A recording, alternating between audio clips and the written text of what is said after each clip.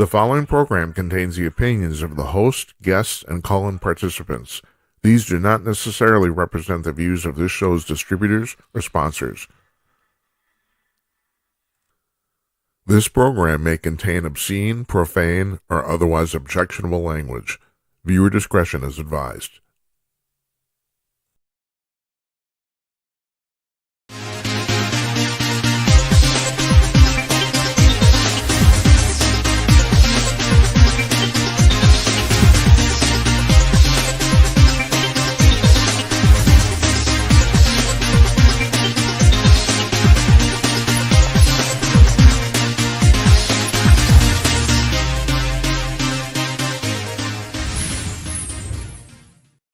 Greetings from Minneapolis, everybody, coming to you cordless. It's Thursday night, August 7th, 2025. See, I looked. I had to know what the date is. I'm Jim Peters, and welcome to another edition of Jim Peters at Night. This is show number 262. Mark your bingo cards. Someday we'll have a test. We will. I promise. All right, this is going to be our last Thursday show until September. September 4th is the next one. So we got a couple guests today, great guests. Although I do have to give you a little warning. And this is a reason we're starting to tape more and more of these interviews ahead of time. First of all, most of the interview subjects find it convenient instead of going on at 9 o'clock Eastern or whatever, so that's okay too. But we have two guests on tonight. Jason, Jim. Jason Sheppard. He's all right. I used to, in my youth, I was so slick. Jason Sheppard is the founder of the Wimkin social network, and also the founder of the fentanyltest.com. He has basically it's a revolutionary test for fentanyl both in your system and on your stuff. He's joining us tonight, and also John Gordon, the syndicated radio talk show host. He's coming on too. Now, we tape both of these in the afternoon. Sheppard his internet connection went out, so we had to do that by phone. Gordon could not connect to our studio for whatever reason, and so we did that one by phone too. And so now, I just want to point out, if this show had been live, if they had come on live, this would have been a complete disaster. We basically wouldn't have had any guests at all. We wouldn't. So anyway, so that's why we're doing this, and we're going to do more and more of this all the time. I told you last week, just to give you a little run-up, starting in September, we're probably going to have 2 guests every night. Now, this is double the workload for us because it's like that means we're going to have to basically book like 32 guests a month. But we're up to it. We're going to do it. So, So anyway, so that little preview here. So that's tonight. Jacob Sheppard and John Gordon are coming on. We take Fridays off, but now we're running reruns on Fridays. Tomorrow night we're running Gary Gallus. He was on last Wednesday, July 30th. Economist from Malibu, California, or Cabrillo, where he lives. He just retired as the economics professor at Pepperdine University. And we talk about that. If you've ever been to Pepperdine, it's maybe the most beautiful single college campus in the entire United States. It's right on the ocean. It's really incredible. And it's in Malibu, So he's tomorrow. We got that tomorrow. On Monday, we got another double show. We got Gregory Whitestone. He's a geologist, he's a climate author, and he's the executive director of the CO2 Coalition. Now, these are people basically in line with me. The left will call them climate change deniers. I would say that we're climate change realists. So I just read, I'm looking forward to talking about this. I just read today that CO2 levels on Earth went up markedly last year, and believe it or not, humans aren't the cause of it. Who would have thunk that? Not to mention the fact that they're trying to push this thing that CO2 is evil, and nothing could be further from the truth. As a matter of fact, I think Gregory's written a book, I think it's called an Inconvenient Truth or something like that and it's called, and the subtitle is how modest temperature rises and CO2 are beneficial for the planet, and they are. It's all bullshit, folks. I just want to tell you this. there's two things I'm trying to accomplish with this show. One is to tell you that the extraterrestrials are coming here. That's for certain. There's not even beyond a debate. Now, whether they communicate with the government, where they're from, all that sort of stuff, I don't know the answers to all those questions. All I know is we have at least 6 and probably 9 or more crashed extraterrestrial spacecraft. And if there's crashed extraterrestrial spacecraft, that means there's extraterrestrials. That's all I know.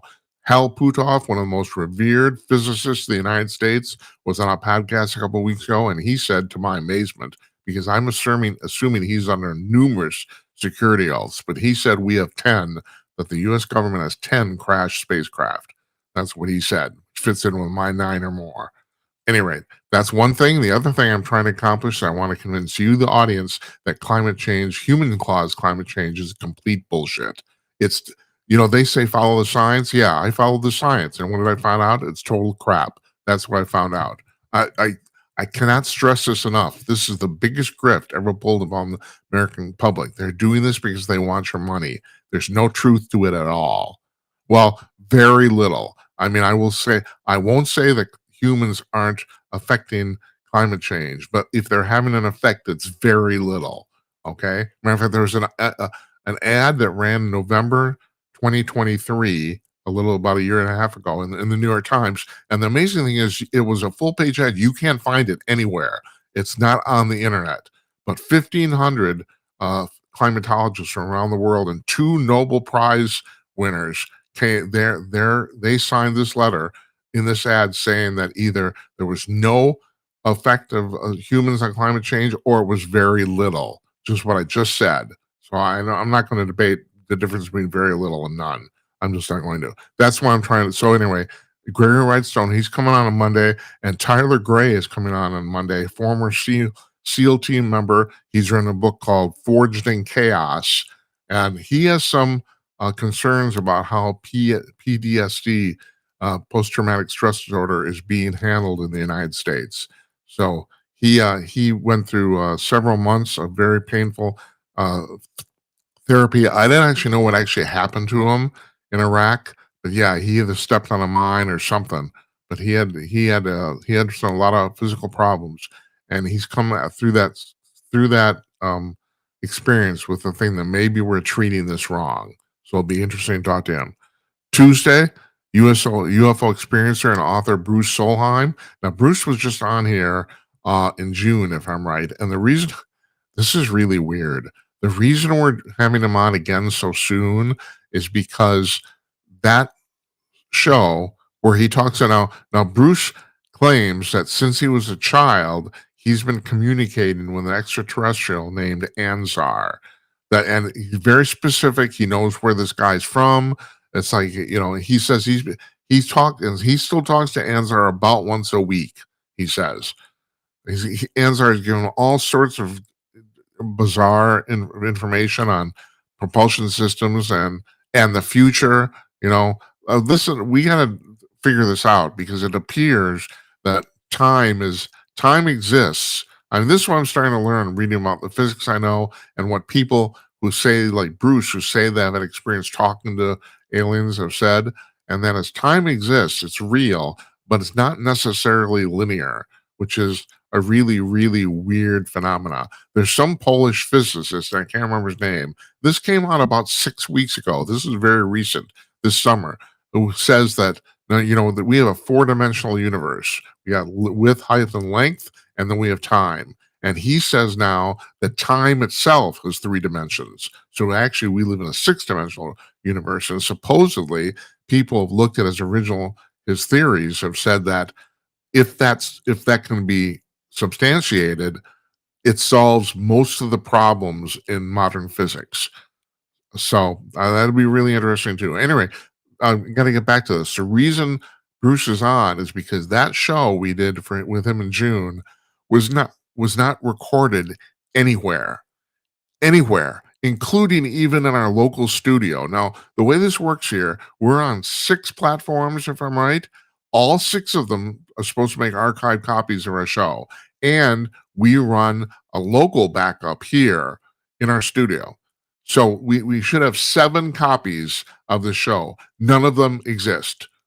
They're all, I mean, you want me, if you think I'm paranoid, yeah, you know, it's like, now we think maybe what happened here is during that program at the beginning, I played a song that Bruce recorded off of AI, and that might have tripped some filter somewhere in some system somewhere, and somehow um our broadcast got negated. Anyway, there's no record of it. Nowhere.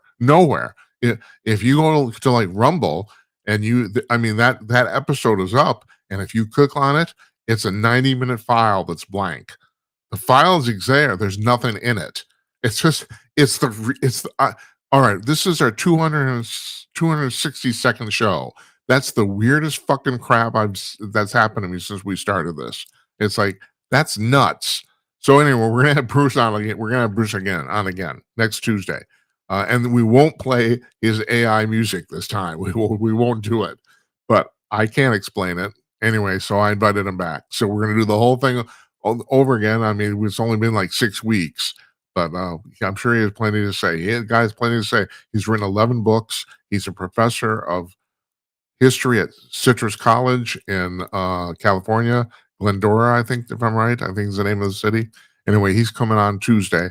Wednesday, our old friend Tim Conaway, former executive editor of Hustler Magazine, will be joining us, and he will regale us with stories of the publishing industry in the 70s, 80s, and 90s when it was actually exciting. And guys and girls were doing shit. That's so anyway, yeah, that'll be good. We're taking next Thursday off. We're taking the Thursday after that off. We have that.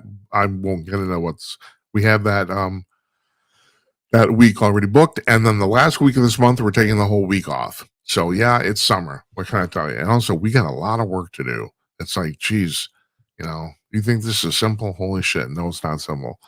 So we're not taking any calls tonight either. We've got a jam-packed show. At least one of these interviews went a few minutes over time. So yeah, I'm trying to make up. So anyway, Jacob Sheppard's going to be joining us here in just like 12 seconds. Here we go.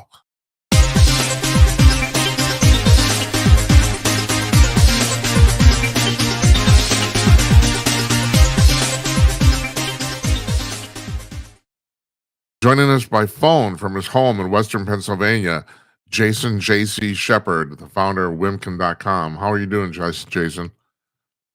I'm doing very well. Thank you so much for having me. You're very welcome. And I should ask you first, do you want to be called Jason or JC? You can call me whatever you like, Mr. Peters. Absolutely. Well, the thing I noticed doing my research for you is that there's a lot of people named Jason Sheppard. Is that the reason? Oh, yeah? Yeah, is that the reason you know what? Yeah, I sort of do designate it like that because there's a lot of, like you said, there's a lot of people out there. There's some authors, so definitely don't want to be associated with something that I'm not, but at the same time, don't want to take anybody's claim to fame away. Right. And I think there's a state senator from Tennessee or something like that. And not only that, there's different ways to spell Shepherd. I don't have to tell you, it's like, oh my God, it gets nuts. It gets nuts. Well, I don't think the public, and by the way, let's just explain to the viewers here, the reason you're on the phone is because your internet went out, right? And you're at your home, correct? It's always seems to happen. I think they knew our interview was going to happen. And that's why. Geez. I don't know what's been going on, Jason. I got to tell you, and you run an internet company, and I used to run one. The internet's become really flaky the last couple weeks. I don't know what's going on here, but I don't know if you've noticed this, but we've had increasingly problems all the last couple of weeks. I don't know what's going on. I don't. It's a weird system, and whoever thought of it is both brilliant and crazy. So let me ask you. Yeah, go ahead. Sorry, go ahead. No, you go ahead. I was just going to say we're Comcast Xfinity up here, and I've never had a good experience with them. Yeah, we switched to fiber optic, and it was well worth the trouble. At any rate, I don't think the public knows very much about you. You want to talk about where you're from and all that sort of stuff? Yeah, absolutely. So I founded the Wimkin social media platform, which is a free speech platform designed like Facebook. And I started that in August of 2020. I came from a healthcare IT background where COVID irregularities, I mean, how did the second largest health insurance company and health network in my area know about COVID in September of 2019 when the world didn't even know about it? So, a lot of things like that. Hold it. I gotta ask you, Jason. I gotta ask you, how did you know they knew? Because we were my position there, we wrote protocols and coded our CRM system, which is from the top down. I mean, legitimately patient intake coordinators all the way to, surgeons and specialists. It's where they put their case notes, it's where they put their prescriptions, every single thing about a patient's going in there. So my team was targeted to create protocols for a new type of test in September of 19. Not only just that, we had to write protocols for reporting to the county. So didn't even find out this was for COVID until about January. And then when we finally got the 130,000 tests to the primary care physicians out, people started calling me back. The doctors started calling me back and say, we're not giving these tests because these are testing for any type of coronavirus. And pretty much everybody is positive for one right now, just asymptomatic. So I wouldn't be a part of the fear I wouldn't be a part of the fear mongering. And, I went to them and said, this doesn't seem right at all. I mean, there's no way this is right. So, and then, when I took the story out there, nobody would really let it be posted on Facebook and other things. So that's how Wimkin got born. That and the fact they censored a seated president at that point in time. So free speech is very important. Obviously, all the misinformation and disinformation that they claimed we were saying pretty much has all come true. And, it's so important that, free speech survives. So this show's about your opinion, and I want to know your opinion. Why did this happen? Like, did somebody just latch on to a fateful mistake, or was this all deliberately? Or why do you? I mean, generally, the public now generally agrees with the fact that this did not go down the way anybody thought it was going to. So, why do you think if your company knew about this in September of 2019, why do you think that is, and how did this all happen, in your opinion? Well, I mean, to be quite honest with you, I believe that this was truly a motion, put in motion to get mail-in voting, plain and simple. I believe that it was pushing, voter fraud, obviously, or the capability of voter fraud.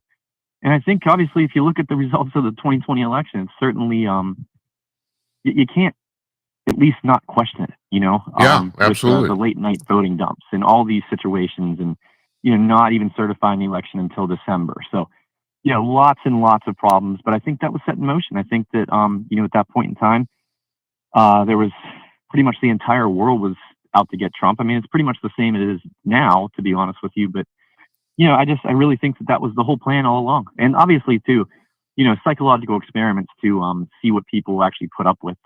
Yeah, now that's really interesting because that's been my theory the entire time, that the Chinese actually deliberately released this basically as an experiment to see what would happen, how the world would react to it. Because when you stop and think about it, it's really not that dangerous a disease. I mean, I do understand. I'm not trying to sugarcoat this. It does kill people, but so does the flu. Yep. I mean, it's like there's a lot of diseases that kill people.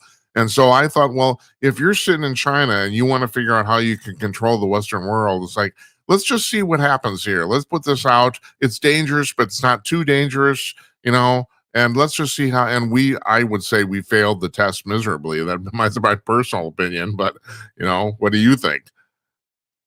I totally agree with you. I mean, the fear mongering, first and foremost, the legacy media, mainstream media, was absolutely complicit in all of this. I mean, if you recall, every single news station had it's going to sound funny here, but it's a live death tracker. Like they literally were in emergency rooms that had, their ticker was literally hooked up to heart monitors. Like it's absolutely insane. I mean, do you think these ERs were calling them every 5 seconds saying a person died? No, they're not doing that. It was all set in motion.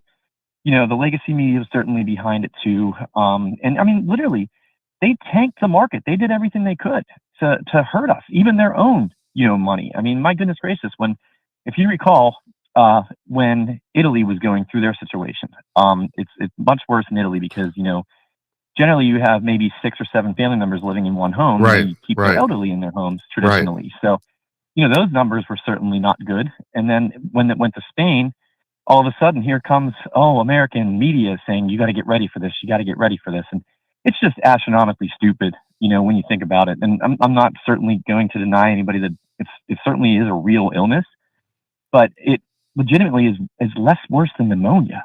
Yeah, I mean, to be that's honest right. with you, now if you're immunocompromised and such, yeah, not a good thing for you. Not a good thing for anybody Right. who actually has an immunocompromisation. And but the fake death reporting and such also. I mean, you can't turn a blind eye to that, and the fact that people dying in car accidents that were COVID positive are being reported as COVID deaths. I mean, it's Right. all money.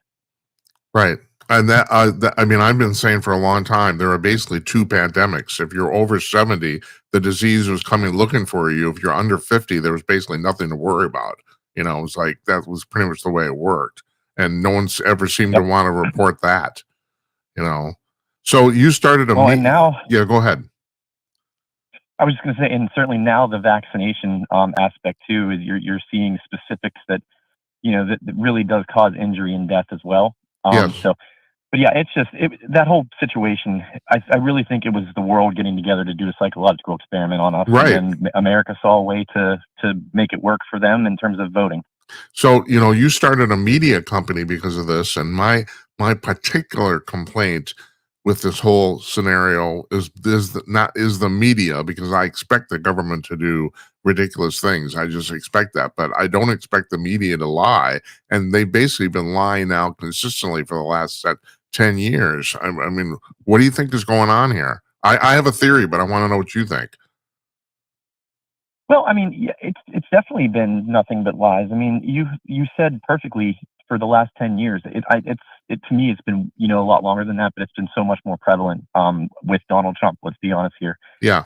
As soon as they saw him coming in 2015, that actually had a chance of winning this election.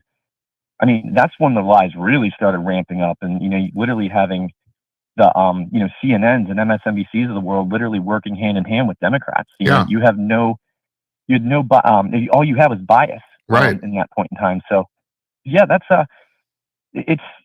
it's getting better now. I mean, the left is pretty much canceling themselves because of the leftist opinions, and the fact that they pretty much report lies. And so I do see something going very well with that. The fact that it's tipping in our favor for truth. I had a guest on just a couple of nights ago, and he was basically saying the same thing you're saying. About the interesting thing about the left is that they're not only trying to cancel conservatives, but they're canceling their own. They eat their own Jews, which is really kind of interesting to watch. They don't seem to like anybody. Excuse me. Yes, no, you're absolutely 100% right on that. I mean, and then the funny thing is when the left actually does cancel their own, we get blamed for it. And yeah, that's right. See, thank you for adding the corollary. I'll remember that. That's good. Well, that's the thing. I mean, you look at Stephen Colbert. You look at the fact that it wasn't Stephen Colbert getting canceled. It was the whole entire Late Show franchise. Yeah, something that's been around for over 35 years, and it's to the point where because Trump didn't like him, it got canceled. No, it got canceled because they were losing money, and they're not getting their USAID funneled money into them anymore, and they're not getting $1.5 billion in taxpayer money. Yeah, and you're running a corporation now. You certainly understand that too. Is you lose that much money, you're gonna you're out of luck. And that was for like 5 years straight. Yeah, right. This show lost at least $150 million and probably more. That's a conservative estimate, right? So it's like, God. Well, I mean, I'd say right now, with the Democratic Party's ridiculously low approval rating, like 19%. I think it's probably less than that right now.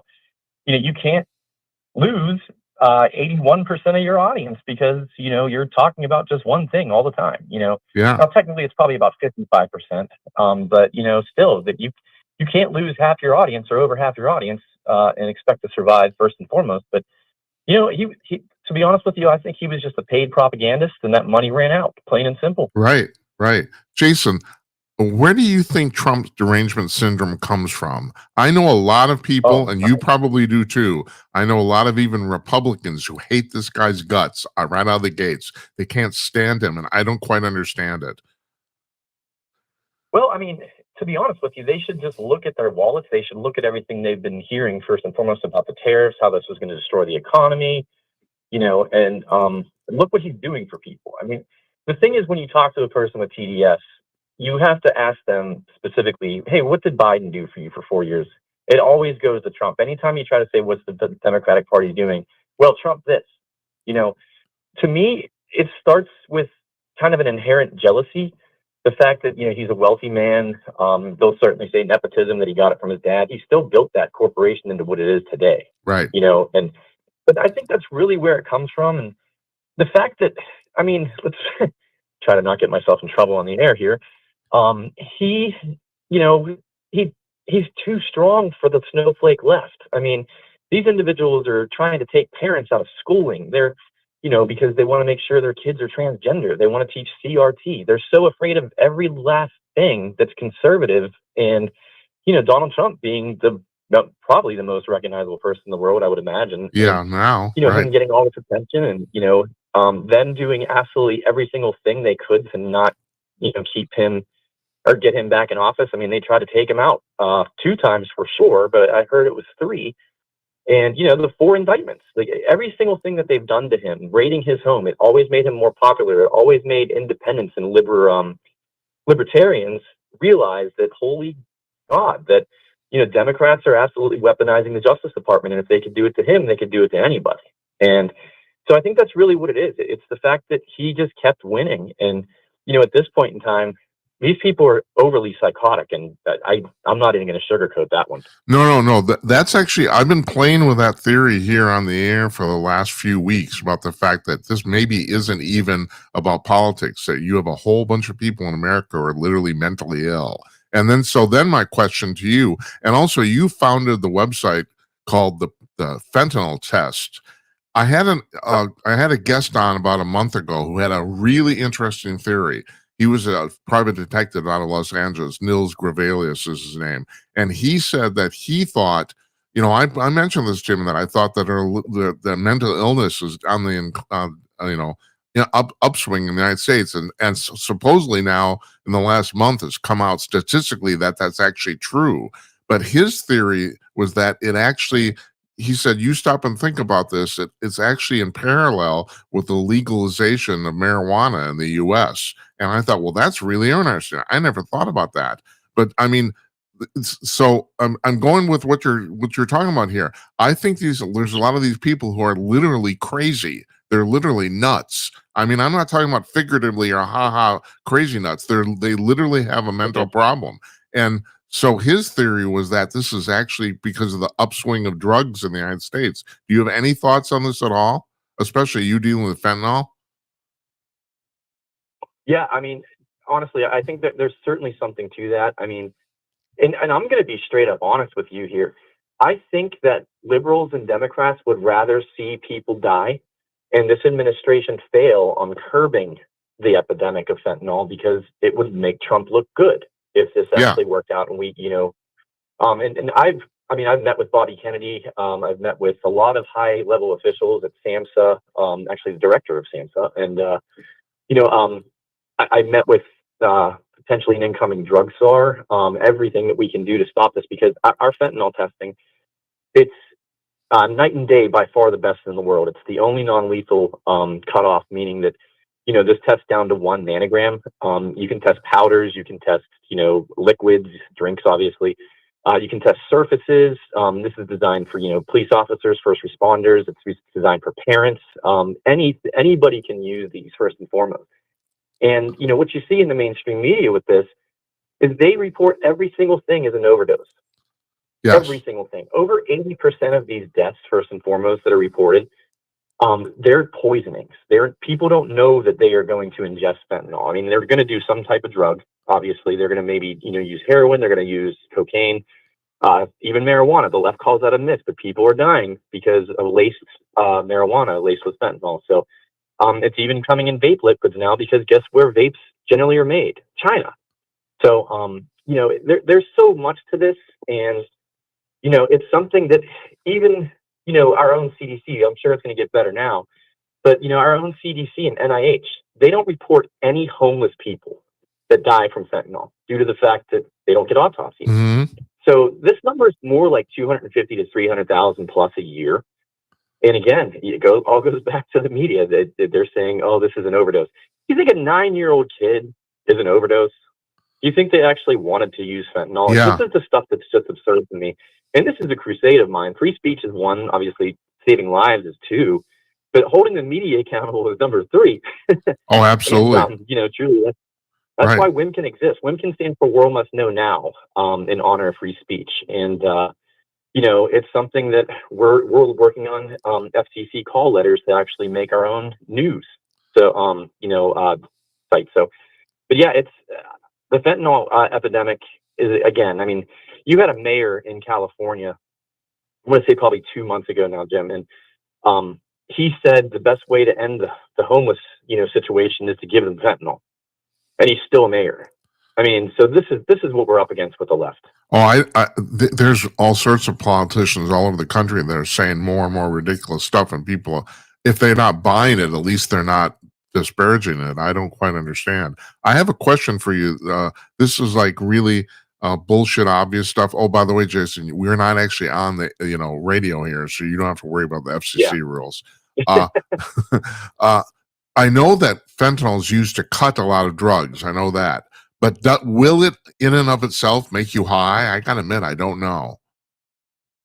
Oh yeah, I mean, so here's basically the recognized lethal dosage of this in the industry wide is 2 milligrams. Okay, that means that in fentanyl in its pure form will take pretty much everybody's life with an average BMI on the Earth.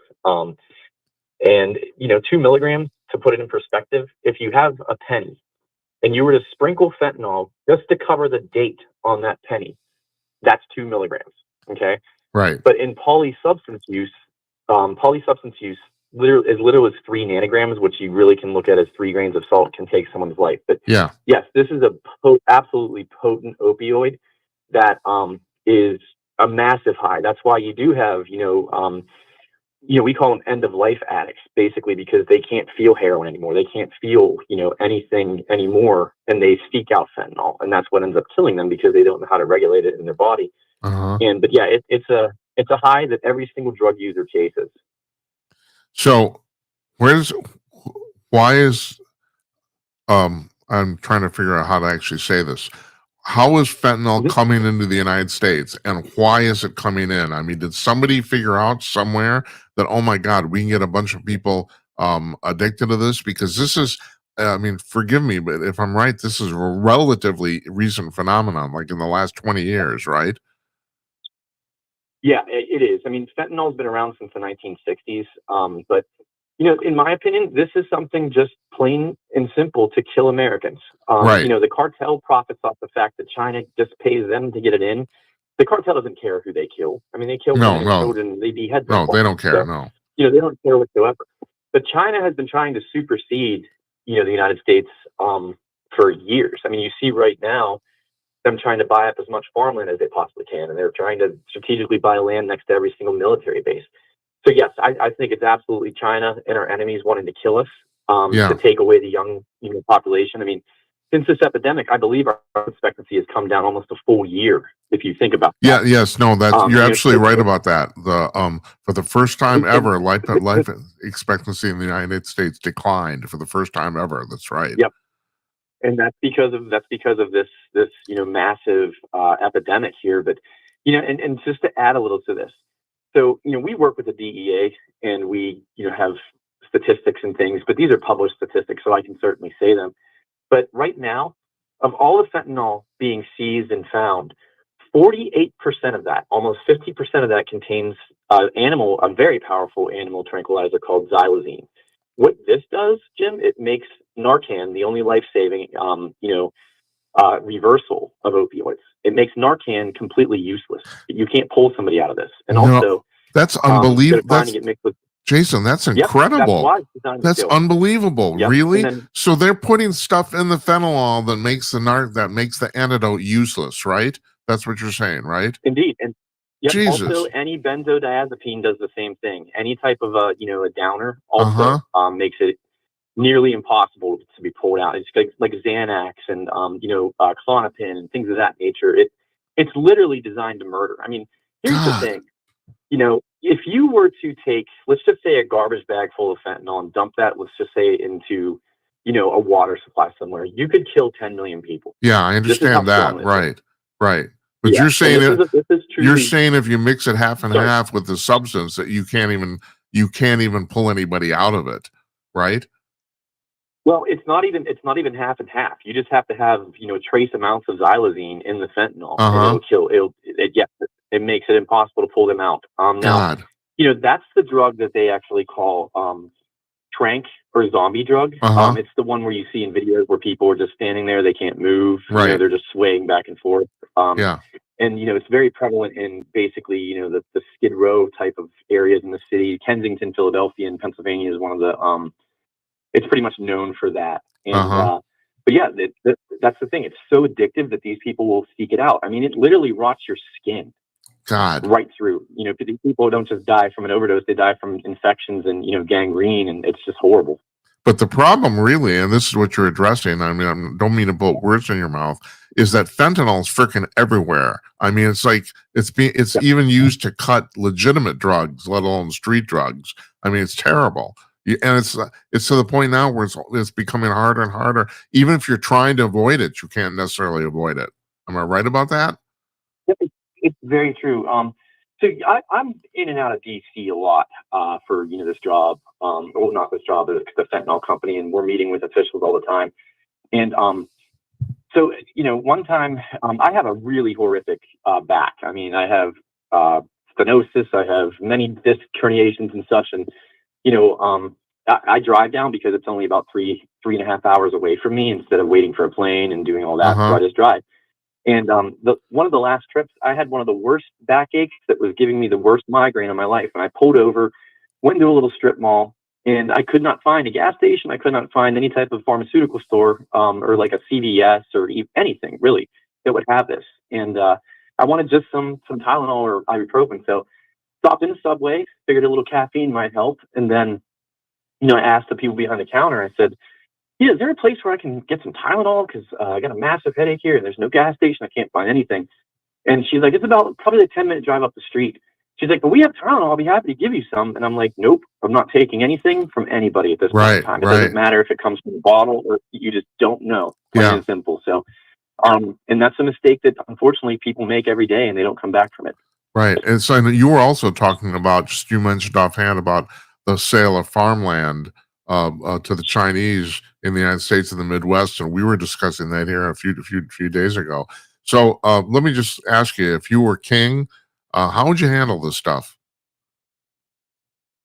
If I were, basically, you mean if you were the overlord of the United States and not necessarily president, but king, what would you do to counter all this? I mean, I'd be doing what they're doing right now, shutting down the border first and foremost, and I would be not allowing China to buy up a single thing of land, in any way, shape, or form. And I would be doing the same thing that Trump's doing, threatening tariffs and saying, hey, you guys got to get this in China completely out of our country, plain and simple. You're not bringing this in anymore. Even Canada, obviously, that border was so loose, they didn't check anybody. And CNN, when they announced the tariffs, said, oh, they only found 19 kilos. Yeah. 19 kilos is enough to kill 10 million people. Right. That's what I'm saying. Like, people don't understand it. So I would do what they're doing now, and I would pretty much, anybody who is selling this stuff, I mean, honestly, I'd give them probably a life sentence. Yeah. I don't blame you. We're here many. Somebody out of certainly. No, go ahead. Say again. I was just saying, if they take a life in their sales, they should automatically get the death penalty. So yeah. We're here in Minneapolis, so we know all about the northern border. That's although most of the people living here don't, but yeah, so you're right. It's very, very porous. It's much easier to come in the northern end than the southern end, and I think some of the migrants and nefarious characters are figuring that out too. So yes, absolutely. So what's in the future for Wimkin? Well, believe it or not, we just decided to go public on the NASDAQ. Oh, so, when is that happening? Uh, it should happen. Basically, so I'm being told it's about an 8 to 12 week process. Right. So very, very soon. That's very cool. God, good for you. You're going to be instantly rich. That's fantastic. Oh, well, it's, that's not why we started this company. I understand. No, I understand. But you know, but that's America too. You get rewarded for doing good things. You know, I mean that happens. You know, don't don't discount it. It You know, hasn't it's like, happened yet. yeah, I understand. Yeah, thank you. But it's been a heck of a long run. I mean, these individuals basically kicked our door in. The House Select Committee demanded twice that we turn over every single person's information on the platform, which we said absolutely not. We're not helping you in any way, shape, or form. Do what you have to do. The App Stores banned us just 4 months into our existence. They blamed us for the alleged insurrection. So, right. It's been nothing but an uphill battle, and we got basically demonetized. We were doing very, very well in the beginning, and then big tech just shut us down completely. And there's really no way to survive that unless you build something from the ground up, unless you have help with your members, and we not only survived, we thrived, and that's because we did it the right way. We kept people's data private. We didn't give any information to the government, and we did it the right way. I'm not asking you to reply to this because it might be sensitive to what you have going on, but I know that. See, I didn't know this, even though I worked for large social media companies myself years ago. Like Stripe, the NSA insists that Stripe has a backdoor to every single social media company in the United States, and that the reason I was telling a story here because I'm actually not asking you to answer a question because I don't want to put you in a bad spot. I have to answer it. That the guy who runs Telegram, who started Telegram in Europe, that they arrested him because he refused to give up the back door to Telegram. And so they basically they gussied up a bunch of charges and just went and arrested him. And I don't know if he's still in prison right now. I don't know what's going on with that. But I mean, I don't have to tell you how draconian that is. I mean, that's unbelievable. It's extremely draconian. I mean, we've had a business relationship with Stripe, and certainly no one has ever, in any way, shape, or form approached us. But we were canceled by PayPal, of course. We were canceled by Square. But if you don't have your own credit card processor, you have to rely on somebody. Yeah. But yes, I mean, Sergey Brin, that's who you're talking about. Sergey Brin, Telegram, I'm not going to lie to you. It was a filthy platform. Yeah, I know that. I know, but still, it was the point. I mean, I agree with you on that, but it's just the whole point. I mean, like people should, even if you're doing something filthy, you should still have the right to do it unless you're actually like screwing with people. I don't know. Like, No. I mean, honestly, and then that's the thing. So I know specifically too, Stripe will hide behind know your customer laws, and they want to release your information to the IRS. They want to do so much that's hurting conservatives right now. I mean, not so much in this political climate now, but it was prior. But yeah, I mean, that's the thing. Substack just did this last year. They said that we have to provide all of our information and what we're paying you over to the IRS, and hopefully we're going to see some ease on this, because I was really under the impression here that it's a possibility that the IRS might go away by the end of, Trump's 4 years. Yeah.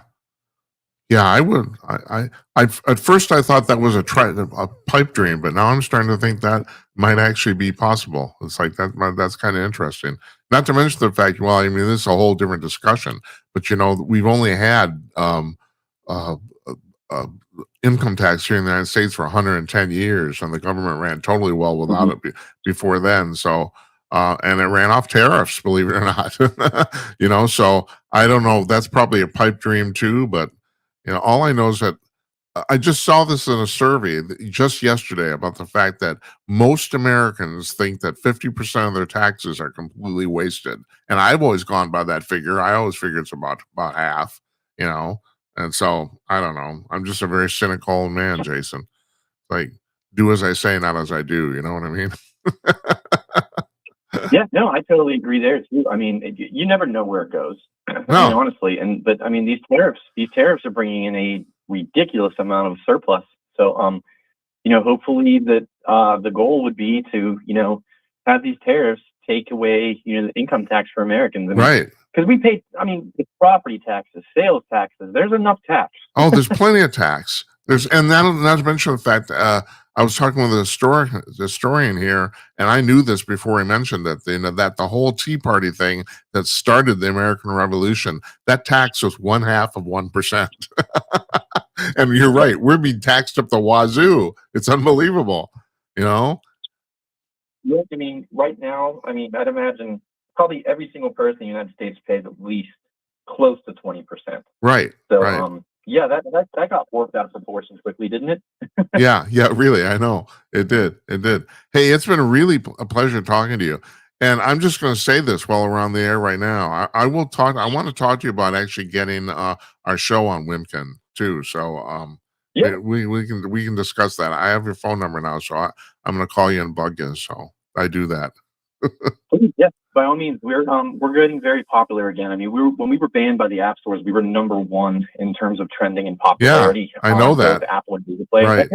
That's one of the reasons why they banned us. But yeah, we'd love everyone to come over, and I think a lot of people are going to end up here regardless. Once this IPO happens and they realize that we exist, and they'll say, "Oh my gosh, I wish I would have been here 4+ years ago."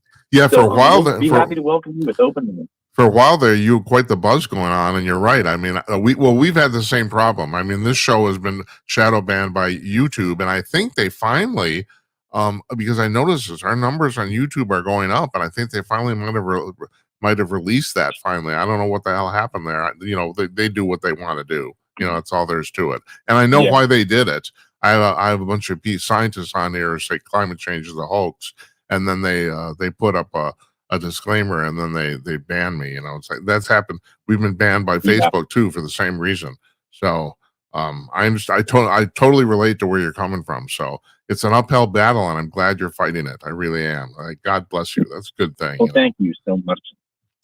I very much appreciate that, and it has been a true pleasure being on your show. Yeah, thanks, friend. It's been a pleasure having you too. We'll have you back. I really appreciate it. Nice talking to you. Okay.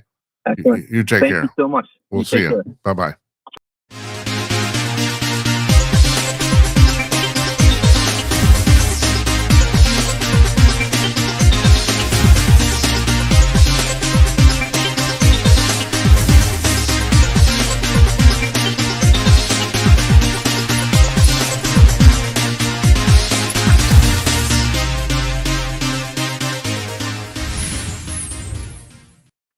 Jason Shepard, the founder of Wimkin. And he's right. It's actually pretty cool. And they have gotten a lot of buzz, or they were, until basically they got banned out of existence for a while too. But they've come back, and as he said, they're going public very very shortly, which is good for them. That's pretty cool. Pretty cool. Okay, we got it's time for Jimcast here. I got a few things. First of all, today, it was official today. The merger between Skydance and the Paramount Pictures Corporation actually happened. They are now one and the same company. They changed the stock ticker for Paramount. It's now PSKY, Peace Guy, and David Ellison, the son of Larry Ellison. He's the new CEO. Now, here's the real interesting part about this, though. The investigation the FCC was doing into 60 Minutes, screwing around with that video interview with Kamala Harris, that investigation is not done. It isn't. They approved the merger anyway on the trust that Skydance would do whatever they said once they were done, and Skydance has said they will do that. So anyway, yeah, that's a done deal. Now I'm going to be really interested to see if they actually let Stephen Colbert go. I think there's a possibility the new management won't put up with this crap at all. I mean, right now he's scheduled to go on for another like 10 months until May of next year. And I think they might let him go as ASAP. I'm really curious about that. In the meantime, speaking of CBS, so Neil deGrasse Tyson is on the CBS morning show. It's either today or yesterday. I didn't quite catch this because I don't watch that. And Vladimir Duthier, I think that's the guy's name, one of their 3 anchors. And a guy, well, seriously, let me just be blunt here. This guy has no business being on television. He looks weird. He talks weird. He's got weird opinions. He's basically just a weirdo, and he should not be on TV. He's very, very untelegenic, you know. Okay, so but he is, I'm not running the place. So he's on television and they're talking about putting people on the moon. Right now the Artemis project, which is the 21st century version of the Apollo program, they're going to put people back on the moon. And Sean Duffy was just yesterday saying they're going to take nuclear reactors up there, and don't get too excited about this, because the cool thing about nuclear fission reactors, we're not talking about fusion. That's still 50 years away.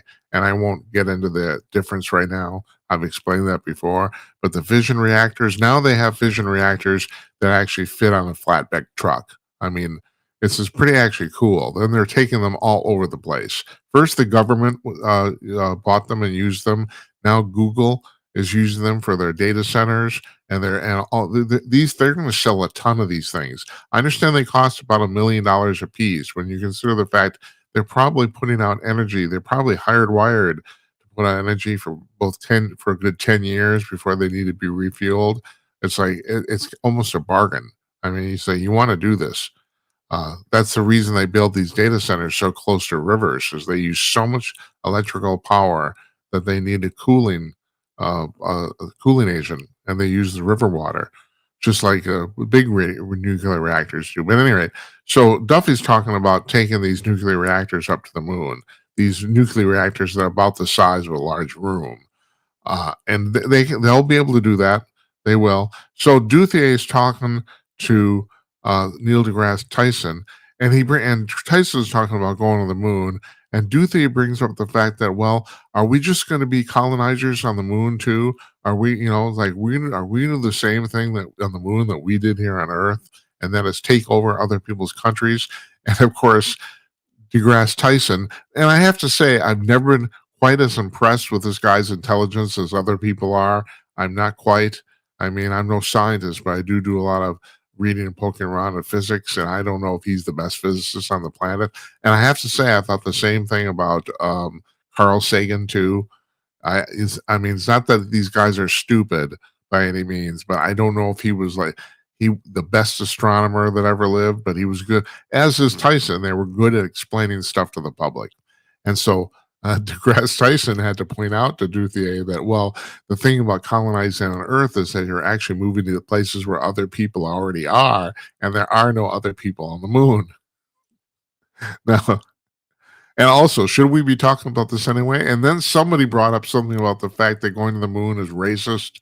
I mean, it's just so stupid. It's so stupid. It's mind-boggling. It's just, it makes me just sad how stupid this is. And also, then there's the other thing too. Maybe there are people on the moon. It's been rumored for years that that aliens have underground bases on the moon. Now, why is that a rumor? It's not substantiated, but it's a credible rumor, because we know for a fact the moon is hollow. Now, I'm not making that up. That's been scientifically proven many, many times. The moon is hollow, and there are no hollow objects floating around the solar system other than our moon. And also the fact that it has an exactly perfect orbit. Anything that's captured or that the Earth would have spit out from a collision would not be that way. It does seem like it was placed there. Now, yeah, you can call me a conspiracy theorist. That's fine, but there's the stuff I just said are undisputed facts. And I have no idea if there's aliens living inside the moon or on the dark side of the moon. And that's the other thing too. The dark side of the moon, it's not actually dark all the time, but it never faces Earth. So you have it makes exactly one revolution around Earth, and one side of the moon never faces the Earth ever. Well, that'd be a good place to hide, wouldn't it? And say, how did that happen? There's no other body in the solar system in any exoplanet we've ever seen that has that property. It's weird. It's really, the moon is a very, very weird place. Not to mention that, I'll bring this up too. There's that very famous thing about the fact, about the fact they faked the moon landing, because when they first in Apollo 11, when they planted the American flag, it waved in the wind, and there is no wind. Well, here's an interesting fact, And I actually did some math about this in the Ingle Swan's book, and I can't remember his last book. He said the dirty little secret is that the moon does have an atmosphere. It's only about 300 feet deep. Now, I understand here on Earth, our atmosphere goes up roughly 100,000 feet. I mean, we have planes that fly at 100,000 feet, and that's because there's air up there. And not a lot of air, but still, there's air up there. So he's saying, Swan said that in reality, there's about 300 feet of atmosphere on the moon, and that if you dug a trench, you could probably get people in a trench that could breathe down there. That's what that's what his. And I did some quick math and realized, he's absolutely right. If you took the same figures that capture atmosphere on Earth and move them to the moon based on the moon's size, mass, and all that sort of crap, yeah, it would be about 300 feet. He'd be absolutely right. So there's that too. So, we've just been lied to the entire time, not to mention the fact for years and years and years, they said there was no water on the moon. And was it just last year or 2 years ago where they said, oh my God, there's water on the moon? Look at that. I don't know. Anyway, it was just goofy. No. Going to the moon is not racist, and going to the moon is not colonizing. Just get over it. Okay. Now, meanwhile, just as last week, both Tulsi Gabbard and Pete Hegseth said, JD Vance, excuse me, said during podcast interviews that they both believe the aliens are real. Both of them said that. And they're both trying their best to uncover stuff. I don't know what they'll uncover. I'm going to make a prediction here. I've made it before. I think there's a possibility that maybe in his last month of August, Donald Trump might make the big announcement that the aliens are here. That might, because I think he would love to be the president to do that, even though there's enormous numbers of reasons he shouldn't, based on national security. And supposedly, once again, I'm not buying this necessarily, but I'll tell you that people, whistleblowers have said supposedly the aliens have warned us not to do that. But Trump's got big balls, and he would love to go down in history as a person to tell Americans, not American, but human civilization, that we're not alone. I'm sure he would. And finally, speaking of that, there's this there was a story that came out in the Wall Street Journal about a month ago now, I think it was, about the fact that people at the Pentagon are saying that all this stuff about alien spacecraft are basically lies they've planted to divert attention away from legitimate black projects they've been working on at the Air Force on flying machines. And now we have two prominent directors of contractors of American companies who have come forward and saying that's complete bullshit. I could told you it was bullshit. And the thing is, here's the deal. It's not real bullshit, because I'm sure they did this some of the time. There's this guy named Richard Doty. I don't know if he's on a billion UFO documentaries and stuff, and he was a member of the CIA, and that's been verified. And he says his job was to place disinformation about the UFO alien question into the public sphere as disinformation, and also to, once again, to deflect attention away from real black projects. And I totally believe he did that. But the problem with him, now he said all sorts of stuff, is that half the stuff he said are lies. And he admits that. So you can't tell the difference, and I can't tell the difference from what he's saying is lies and what is the truth. And also, it's a well-known fact in disinformation theory that the best way to spread disinformation is to mix some truth in with it, because that confuses the crap out of everybody. So no one can tell it's what I call the National Enquirer theory, because in the 1980s, the National Enquirer, a tabloid rag, decided they were going to do some real journalism, and they went off and did it, and nobody bought it because no one could tell the difference between the real journalism and the rest of the crap in their magazine. So who knows? These are two directors of very large aerospace companies who both come forward, and the guy's name is Anthony Bergalia. He writes a blog called UFOexplorations.com. He's a well-known guy in the UFO field, who said he interviewed them, and he cannot release their identity, but I'm sure I trust this guy. I'm sure he did this, and he said that. Well, he's quoted on his blog. He quoted these guys at length about the fact that this is completely, totally untrue.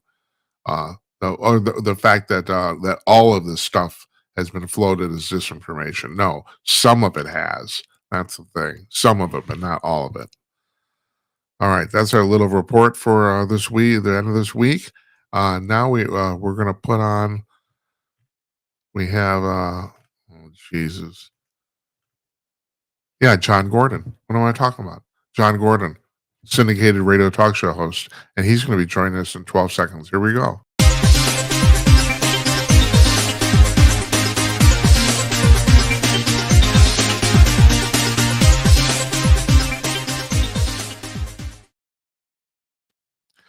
Joining us by phone from Newport, Rhode Island, where he's on vacation, syndicated radio talk show host John Gordon. God, John, I can't even talk. What the hell's my problem?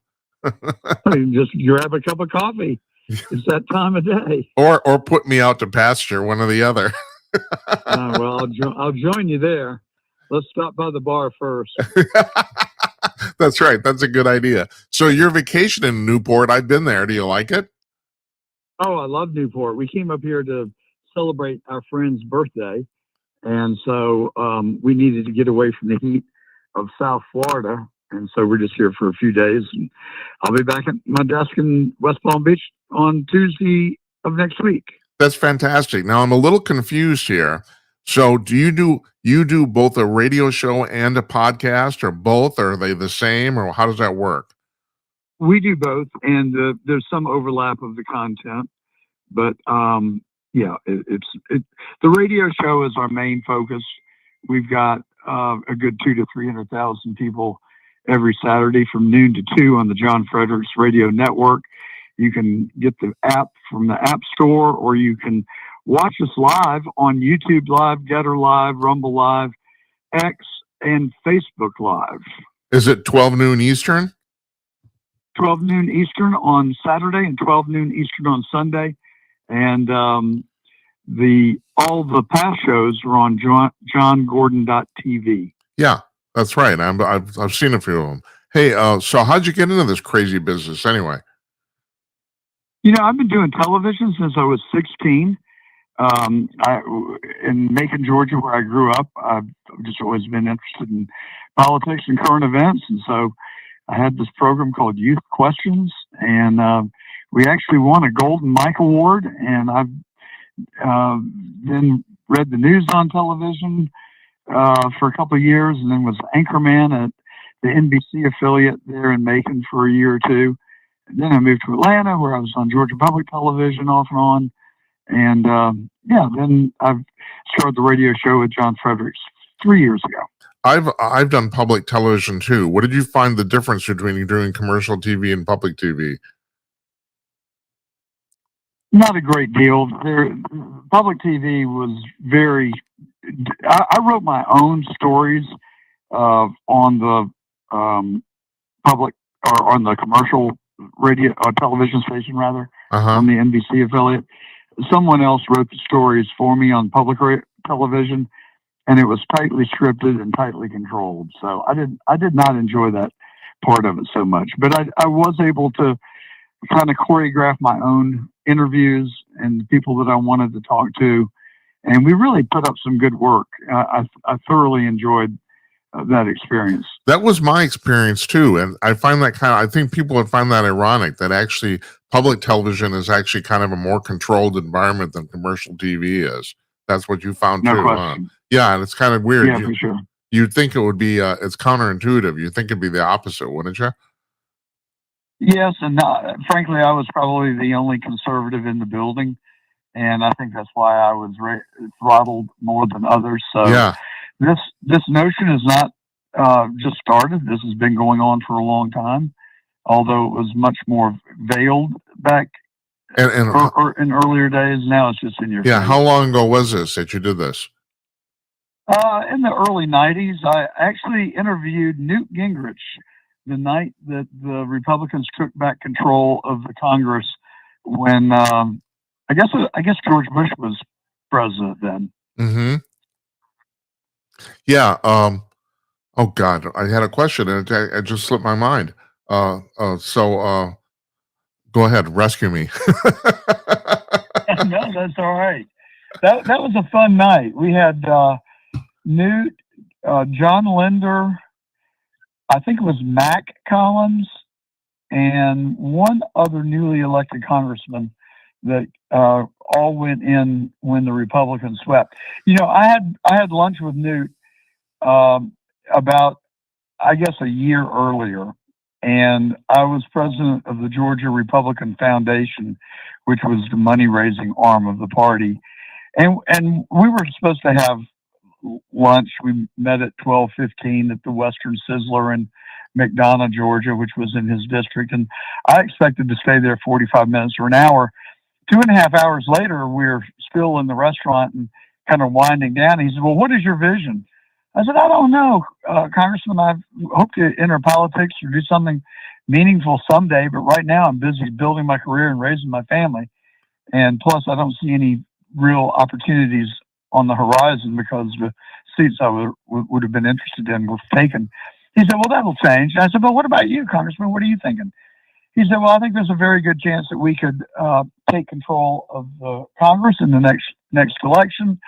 I think if we do, there's a strong likelihood I'll become Speaker, and maybe someday I will run for president."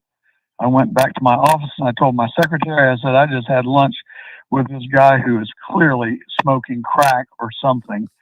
You know, we were down 120 seats, I think, at the time. Yeah. Everything he said came true. Well, He took the House, he became Speaker, and he didn't run for president. Did he run for president? Yeah, 6 years ago in 2020. Oh, he did, huh? I'm sorry, I got a lot. I didn't even remember that. I didn't remember that at all. Yep. Yeah. So you know that's.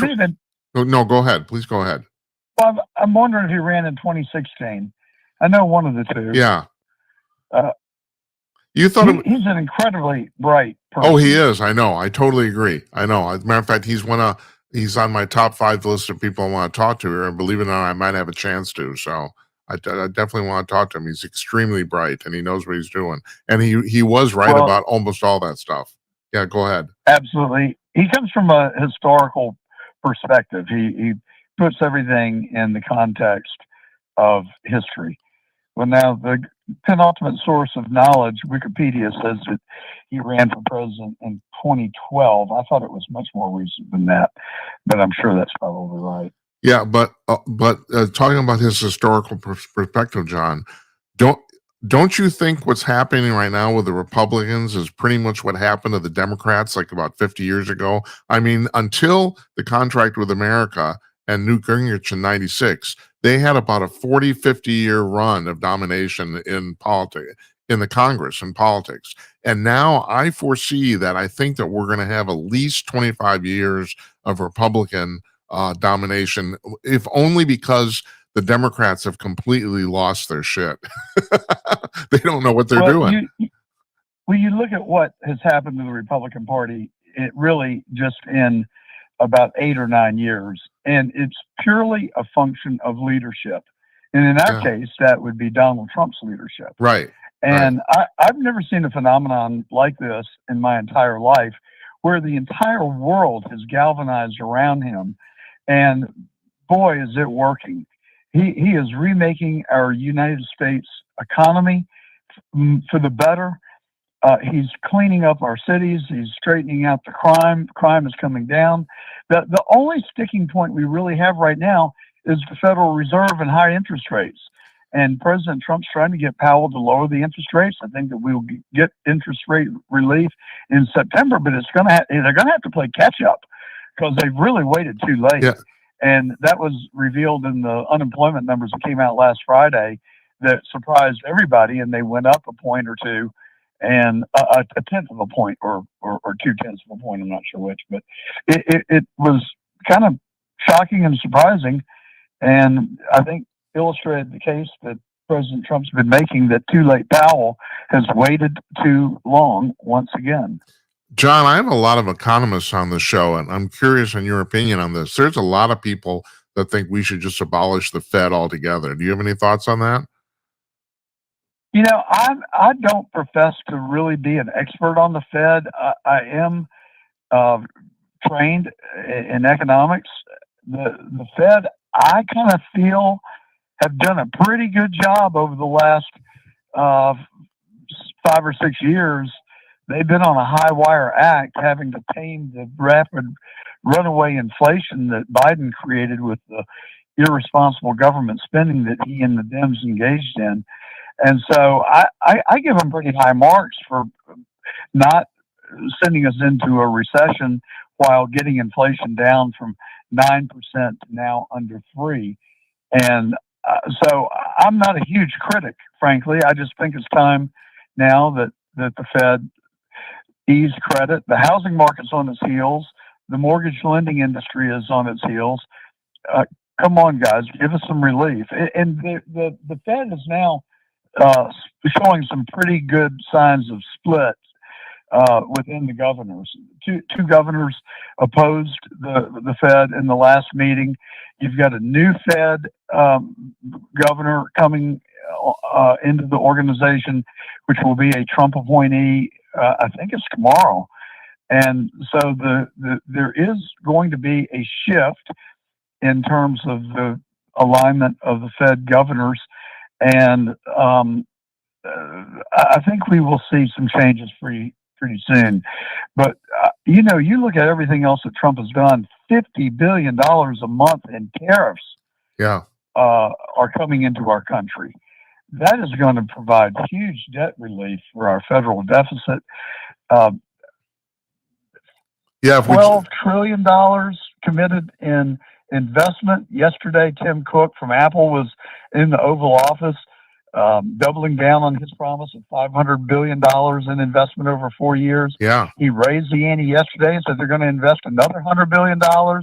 And then he ticked off all the companies that they do business with in their supply chain that are likewise going to expand their manufacturing in the United States so they can supply Apple. It's going to have a tremendous multiplier effect. And I'm telling you, I think we're in for some great economic times here. Yeah, so I could make an argument, and I don't know if you'll agree with me on this, that there's only been really two really effective presidents since Reagan, and that's Clinton and Trump. And the thing about Clinton is that the one thing I've decided in retrospect didn't work was NAFTA. And I understand at the time what the logic was, but I mean, I think Trump's got a really good point in the fact that we've sent all this manufacturing overseas, and you could make an argument that economically maybe that made sense, but it certainly didn't make sense from a point of national security, did it? I mean, if we can't make our own shit, go ahead. It may have made sense for the industrial state, but it certainly did not make sense for the workers. Right. And we lost hundreds of thousands of jobs that were sent overseas. It was an effort to remain competitive on the world stage, and we had lost our competitive edge. But Trump is ushering it back in. He said, "Look, we're going to help you. We're going to provide rapid depreciation, accelerated depreciation. You're going to be able to take write-offs in 7 years rather than 30." And people are just chomping at the bit to start reinvesting in tools, plant, and equipment. That's good for everybody. Yes, it is. I agree totally. And also just from the fact that we're dependent on China right now for so much stuff, and they're our adversaries. I mean, there's just no way getting around that. I mean, if that relationship were to fray, I mean, just look at pharmaceuticals. I mean, it's nuts. We hardly make any of them. That's crazy.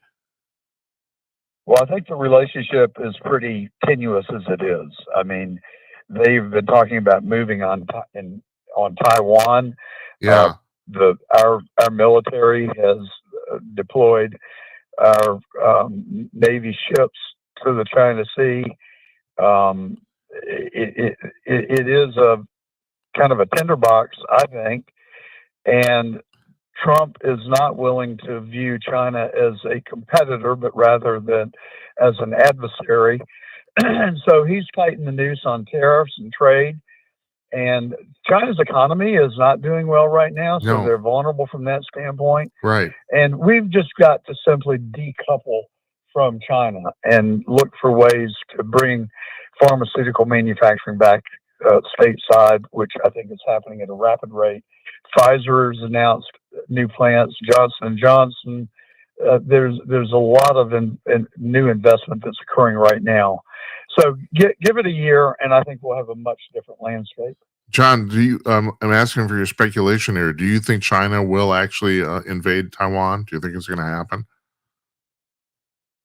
I just don't know. That's a $64,000 question. They certainly act like they are, and we act like they are because of the positioning of our assets in the region, but also because we are, as quickly as we can, getting out of the clutches of China in the areas that we are too dependent on them, as you related, especially in with precious metals as well. We are so heavily dependent on China to supply many of our manufacturing metals, and so we're going to the Ukraine and have struck a deal with the Ukraine that we get most favored nation treatment and access to all their natural resources, which are extensive. So if you look at it from a 30,000-foot view, I think there's general recognition on the part of this administration that we're too dependent on China and we've got to decouple. That doesn't mean that we can't have some interdependency. They depend on us for things too. Right. And so, but we just need a balance. Right now, it's very lopsided. We're overly dependent on China, but the sands are changing beneath our feet as we speak.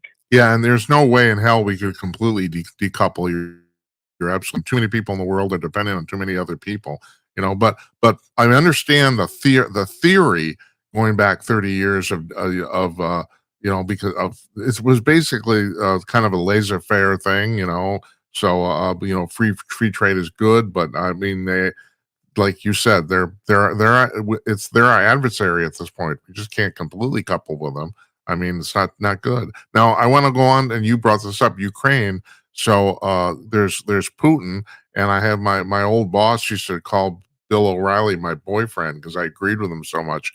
But he's O'Reilly's been on this tear about the fact that Putin's actually completely insane, literally, and Trump seems to have now qualified his personal opinion since he thought he could reason this whole Ukraine thing and bring it to a conclusion, and it turns out you can't reason with Putin. What do you think is going to happen here? Well, I think, unlike Biden, that Putin is purely out for Russia. That is what he's supposed to do, actually.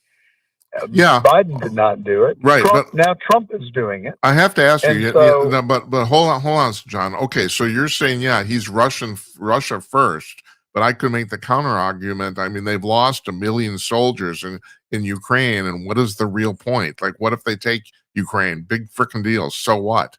I don't know. I think the point. Look, you have to rewind the tape and go back 2 years before this war started. We were talking about aligning Ukraine with the EU and NATO, and Putin is like, no, you're not putting missiles on our border, and that's what started this war. I think we are our country, the Biden administration, has a large degree of blame in how this war started, and then we certainly fueled the controversy by funding Ukraine's war with Russia.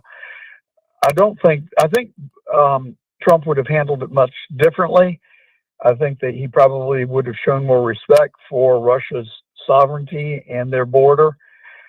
There's nothing to be gained, I don't think, by saying that we're going to put missiles on your border. That's like when the Soviet Union put missiles in Cuba. How did that go over with us? Yeah. So everybody just needs to take a breath, kind of go to neutral corners here, stop the killing. And I agree with you, this war is stupid.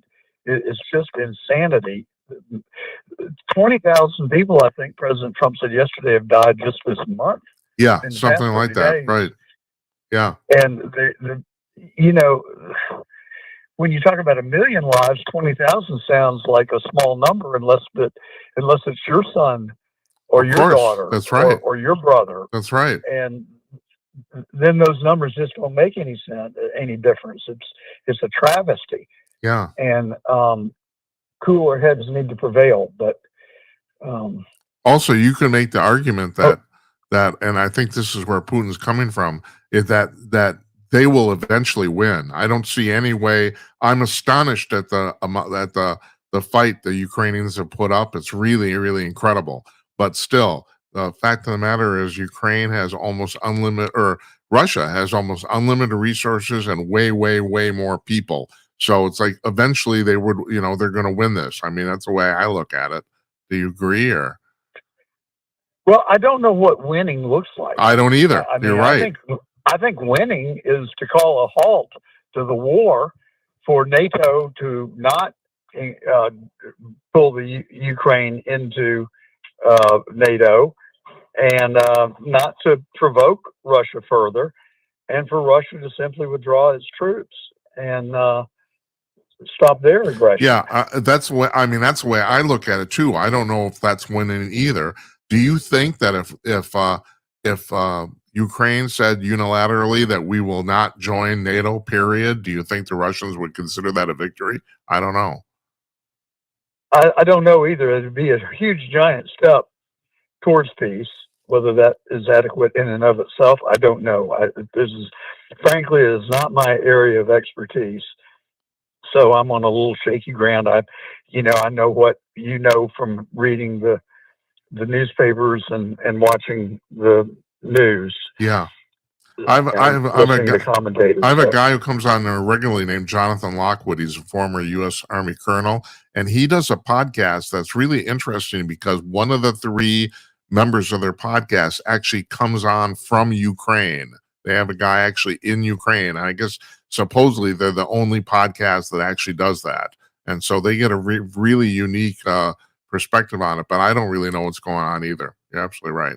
We're just like, yeah. So what do you think of this whole thing about the Biden, since you brought up Biden, up the Biden administration and also the Obama screwing with Trump on this RussiaGate thing? It's pretty amazing, isn't it? They need to be indicted. They need to be tried for treason, and they need to serve time. That's what I think. All right. So Obama, Clinton, Comey,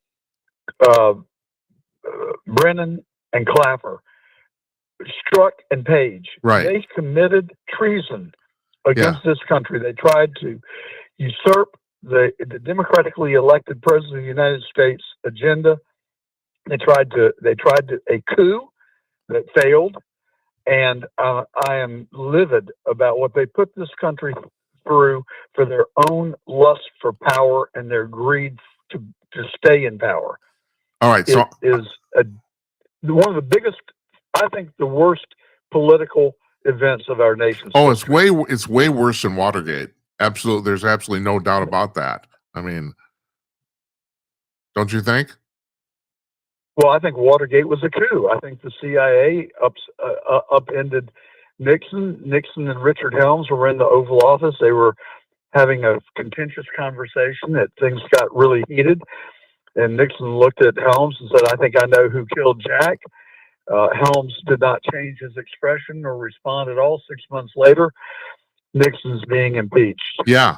I know, it's really amazing, and we never found out who Nixon thought killed Jack. That's the thing, we never found out. Oh no! Well, the implication was that the CIA killed. Yeah, I know Kennedy. that. Right. Yeah, fervently what I believe. Okay, so I'll run a prediction by here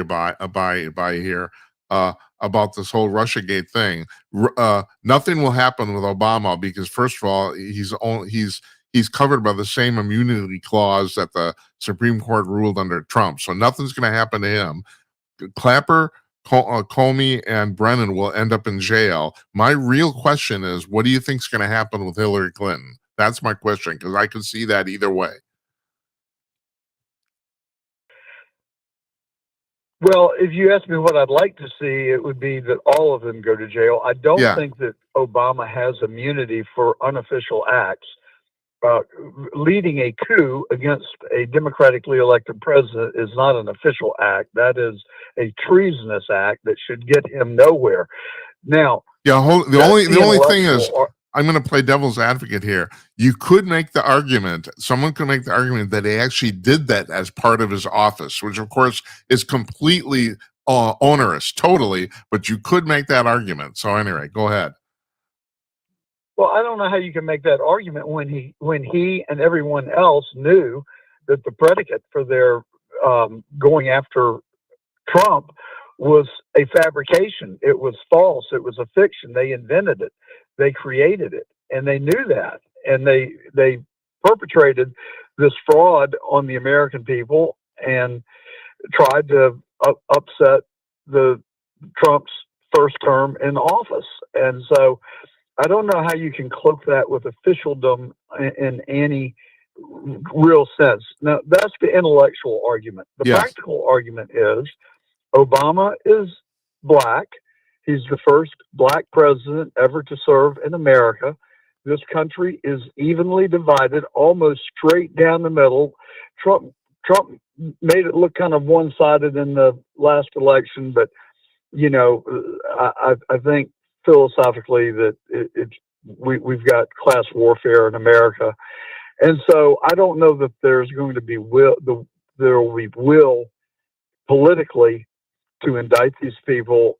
Try them. What I recommend, the playbook according to John, indict them all, make them come and sit in a trial. If they're convicted, President Trump can be the healer and say, look, I'm going to pardon you. Here are the conditions of your pardon. You don't appear on television. You take no role in politics. You live heavily ever after, but you take one step back into the political arena, and I'm revoking my pardon, and you can go serve your time. Yeah. Yeah. That would be a middle ground. I think the American people might be able to stomach. Okay, but that's you got to answer my original question. Realistically, like I said, I do think that Comer, Clapper, and Brennan are actually going to see jail time. I actually do think that, especially based on what happened to Peter Navarro and Steve Bannon and that sort of thing. They saw jail time, so I'm assuming those guys and Strzok maybe they're going to see jail time. I think there's a good possibility, realistically, that Obama will be listed as an unindicted co-conspirator, which means he can't actually, be charged, but he'll be dragged into court.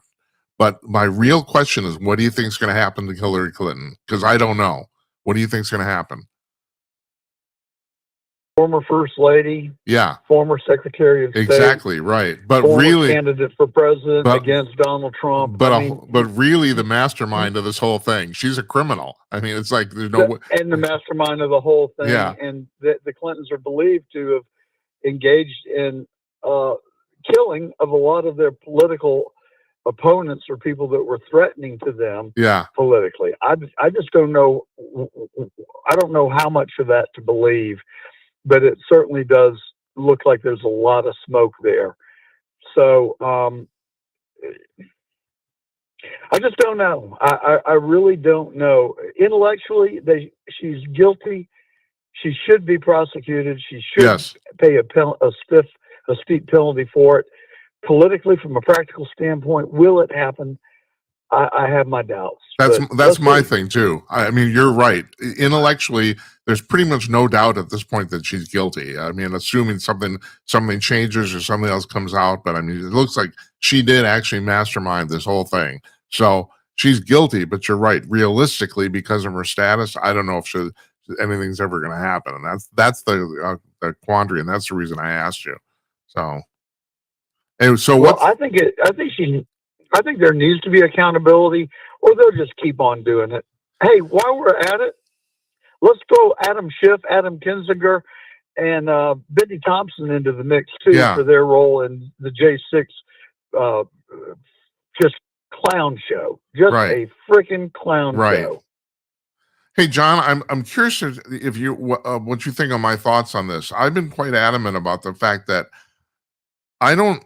Not only was that not an insurrection, I don't. I think that that riot still would have happened even if Trump had not shown up at that rally. I think those you had a bunch of people there who were really really pissed off. Well, there's a 500,000 people at the rally, and 2,000 of them stormed the Capitol.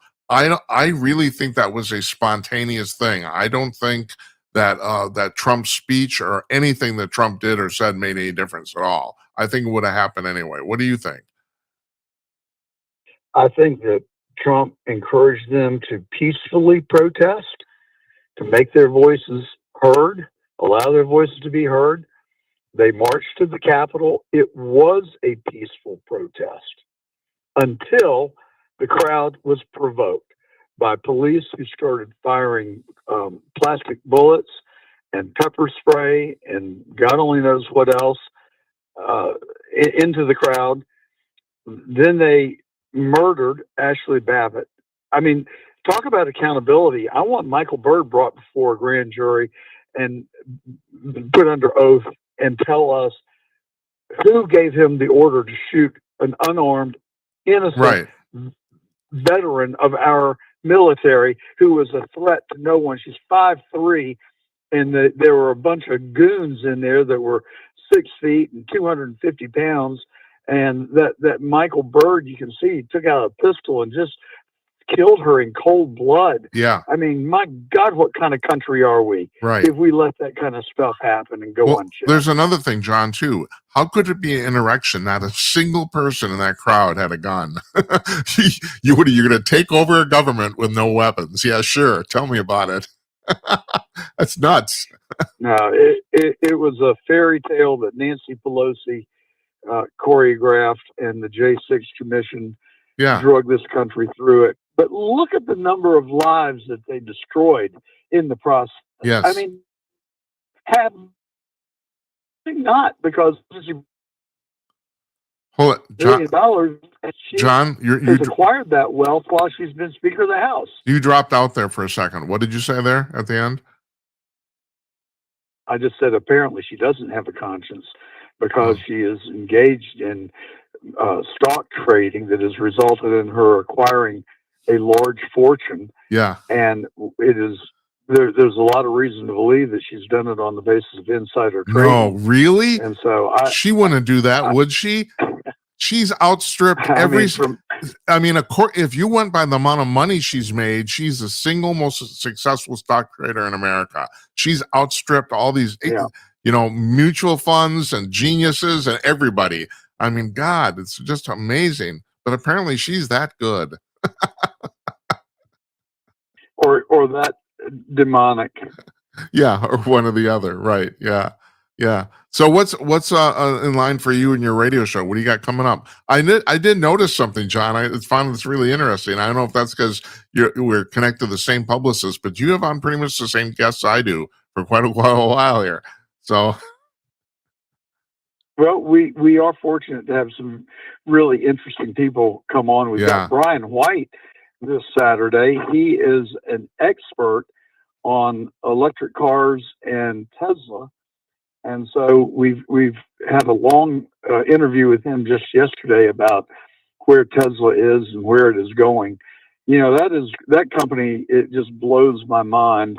And they've got an electric car, a robo-taxi that just blows Waymo away, a full autonomy that should be delivered this year.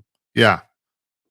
New models of its electric car, plus the Optimus robot and Solar City, which is growing by leaps and bounds. It's no longer called Solar City, but they have a solar division.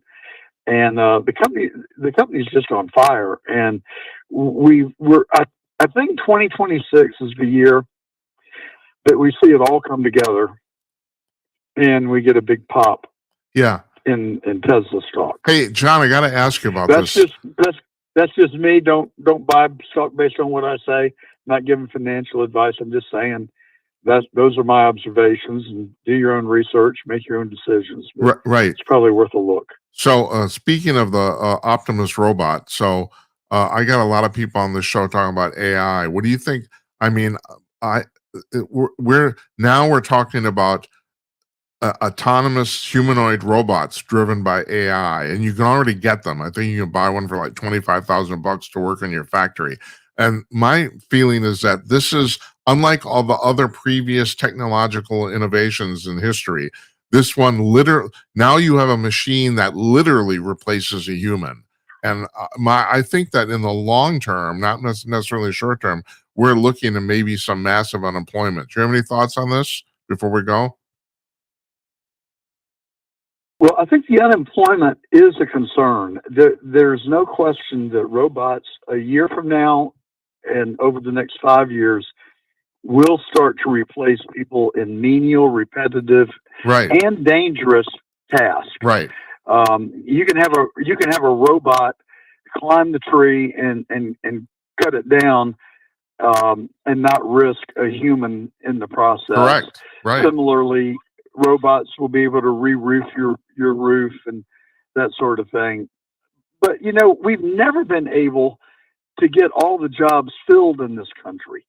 Right now, we've got 4% unemployment, and every place I go says help wanted, and small business owners say they can't find good help. Right. So I don't think that you've got to put a huge dent into the labor or a huge difference in the labor supply to make a huge dent. And Musk says that we are headed into an age of abundance where people will literally not want for anything because of the excess output and additional GDP that the robot can help contribute to. I think it's a very exciting time. I just hope that we will implement it wisely and safely, and that it will not be put to malevolent use. John, you've got a really good point here that I never thought of, and you're absolutely right. The fact of the matter is, and the problem with if the government says there's 4% unemployment, that doesn't take into account the number of people that has quit looking for work. It doesn't, the unemployment figures. I mean, they're so hard to actually really get down to gauge the unemployment accurately. And I never thought about this. You're absolutely right about the fact that maybe a lot of these robots are going to take jobs that really haven't been filled yet. I never really thought about that. That's a really good point. You're smart. Well, you're very kind to say so. I've lived a long time and I've seen a lot, and I love this country. I truly do. And I want my children and our grandchildren to be able to grow up in the country that we were privileged to grow up in. We're so lucky. I mean, the poorest person in America is better off than some large percentage of the world population. And so we've got so much to be grateful for. And I think if we can smooth out the rough edges, get people to work together and help bring people together. You know, I've never seen the country so divided as it is today. And the level of vitriol is so high. We really need to turn down the flame. I think if we get the economy in good shape, we get crime down, we get out of these wars, maybe the country will rally around the country and the flag. And then we can all start working towards the same purposes rather than the divisiveness that we see coming out of Washington. That is my hope and what I yearn for, frankly. And John, I hope you're right. I really do.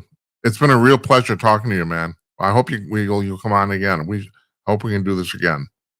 I really do. Well, you're very kind to have me. I've thoroughly enjoyed it, and love to have you come on my radio show as well. Oh, I'd love to do that. And so your radio show, I just want to point out, it's Saturdays, 12 noon Eastern. It's on the John Fredericks Network and a whole bunch of other places, and on YouTube and stuff like that. I got that right?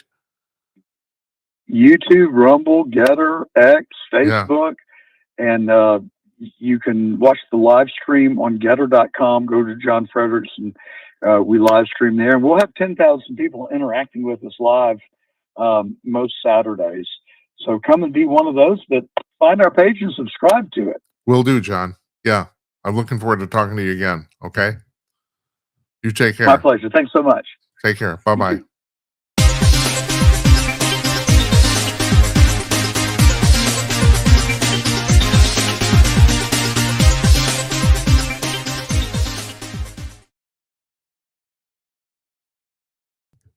Turn the mic on, Jim. That's John Gordon, syndicated radio talk show host.